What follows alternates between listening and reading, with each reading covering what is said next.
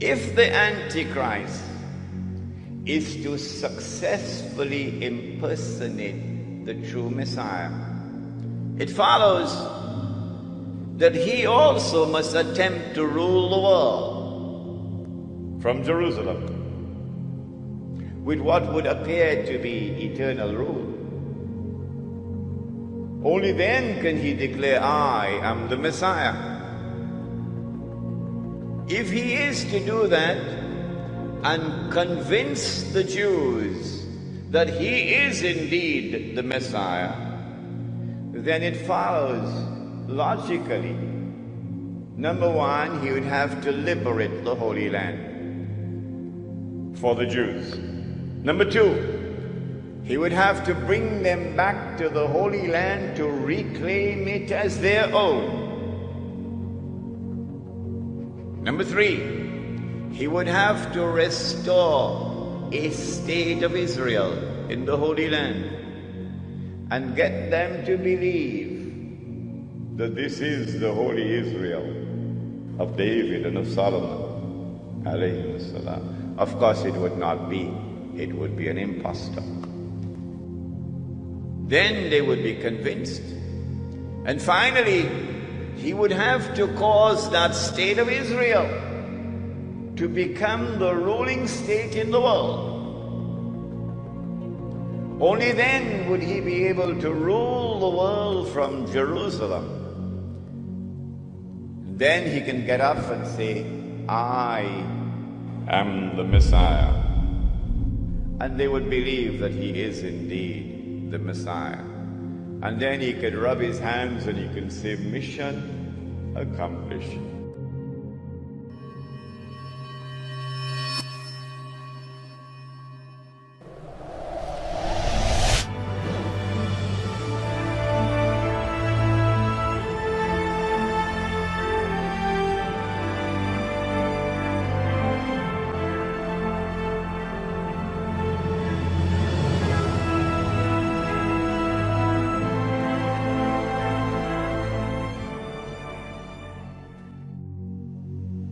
Allah subhanahu wa ta'ala eventually allowed them to enter into the Holy Land after 40 years. And Dawood alayhi salam establishes the state of Israel, the first Islamic state, and establishes Jerusalem as the capital of the first Islamic state. And he is succeeded by his son Sulaiman, Nabi Sulaiman alayhi salam.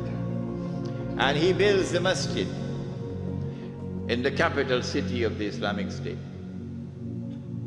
And when you read the story in the Quran of Sulaiman alayhi salam and the Queen of Sheba, read between the lines and you'll see in that story the recognition of the state of Israel as the ruling state in the world. And the definition of a ruling state is that it can impose its will on any rival. And so this is the golden age of Banu Israel, the time of Nabi Dawood alayhi salam and Nabi Sulaiman alayhi salam. But after the death of Sulaiman alayhi salam, Allah subhanahu wa ta'ala had prohibited riba in the Torah. They changed the Torah. They rewrote it. The Torah now says, you can find it, go look in it, you'll find it, it's still there. It is haram for a Jew to lend money on interest to another Jew. Rabbi, can you tell me why? Answer, don't rip off your own brother. That's why. It is haram for a Jew to lend money on interest to another Jew. But it is halal, he can lend money on interest to those who are not Jews. It's called double standards. Because of this change they've made in the Torah concerning riba, among other things, they have now violated the condition of righteous conduct. And so Allah subhanahu wa ta'ala responds to this. In Surah to Bani Israel, He refers to this as fasad. Fasad is corruption. This is the corruption of the word of Allah.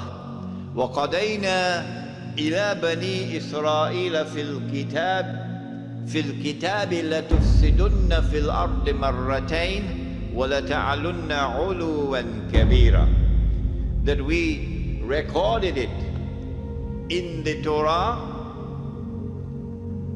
in the Zabur, in the Torah, that Banu Israel will commit fasad in the land, yani al-Ardul Muqaddasa, in the Holy Land, on 2 occasions. This is the first one.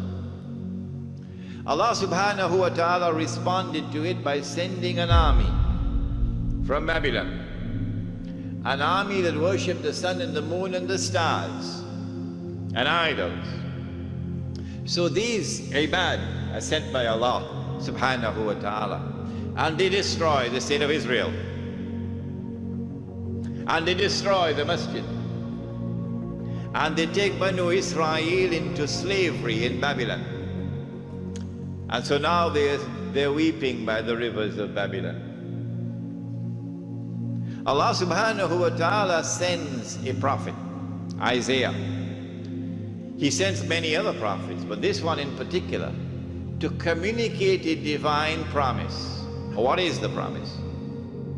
We were told about a divine promise which was communicated to the Israelite people, that Allah was going to send a prophet who would be known as Al-Masih, the Messiah, and who would rule the world with justice, confirmed by Nabi Muhammad alayhi salatu wasalam. He would be Hakimun Adil. He would rule the world with justice. From the throne of Nabi Dawood alayhi salam, the Prophet David, and with a rule which would be eternal. But when that promise was communicated, the Israelites were out there in Babylon, and the Holy Land was occupied. The Israelite people understood that if the Messiah was to fulfill this divine promise, there were certain logical implications which followed. Number one, that he would have to liberate the Holy Land. Number two, that he would have to bring the believers back to the Holy Land to reclaim it as their own. Number three, that he would have to restore the holy state of Israel, founded by David and Solomon, Allah's blessings be upon them. And number four, that this holy state of Israel would have to become once again the ruling state in the world. And then the Messiah could rule the world from the throne of David alayhi salam, with a rule which would be eternal.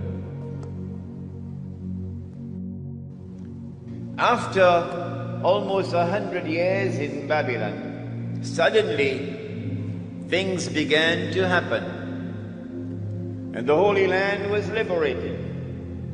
The Persian Empire defeated Babylon, and the Israelite people were allowed to return to the Holy Land to reclaim it as their own and to restore the holy state of Israel. And the temple, or the masjid, built by Solomon alayhi salam, was rebuilt. And so the Israelite people are now excited. The excitement has reached fever pitch.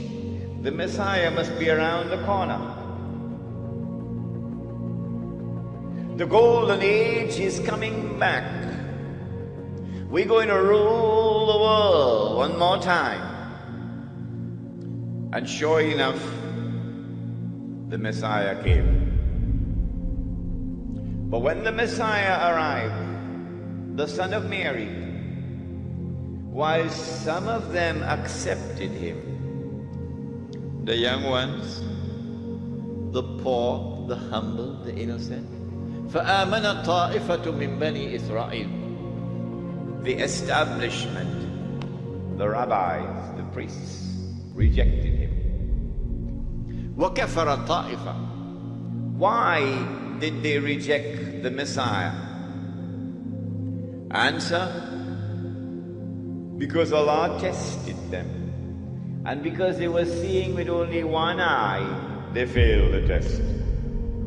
They said, وَنَعُوذُ بِاللَّهِ مِنْ هَذَا, they said that his mother had committed that enormous sin. And they said that this baby was a bastard. If they had seen with two eyes, with the internal eye, then they would have known, oh no, appearance and reality were completely opposite to each other with this baby. That she was still a virgin. She gave birth to the baby. But they did not see with the internal eye.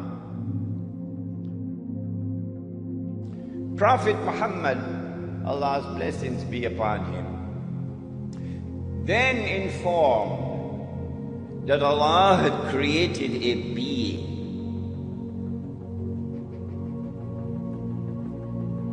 and Allah had committed to that being the mission of impersonating the Messiah, pretending that he is the Messiah. So he is the great pretender. And that he is known as Dajjal, Al-Masih al-Dajjal, Dajjal, the false Messiah, or the AntiChrist. Dajjal means one who deceives. And so the Antichrist has a PhD in deception. In everything connected with the Antichrist, appearance and reality are opposite to each other. If the Antichrist is to successfully impersonate the true Messiah, it follows that he also must attempt to rule the world from Jerusalem with what would appear to be eternal rule. Only then can he declare, I am the Messiah. If he is to do that and convince the Jews that he is indeed the Messiah, then it follows logically. Number one, he would have to liberate the Holy Land for the Jews. Number two, he would have to bring them back to the Holy Land to reclaim it as their own. Number three, he would have to restore a state of Israel in the Holy Land and get them to believe that this is the holy Israel of David and of Solomon alayhi salam. Of course it would not be. It would be an impostor. Then they would be convinced. And finally, he would have to cause that state of Israel to become the ruling state in the world. Only then would he be able to rule the world from Jerusalem. Then he can get up and say, I am the Messiah. And they would believe that he is indeed the Messiah. And then he could rub his hands and he could say, mission accomplished.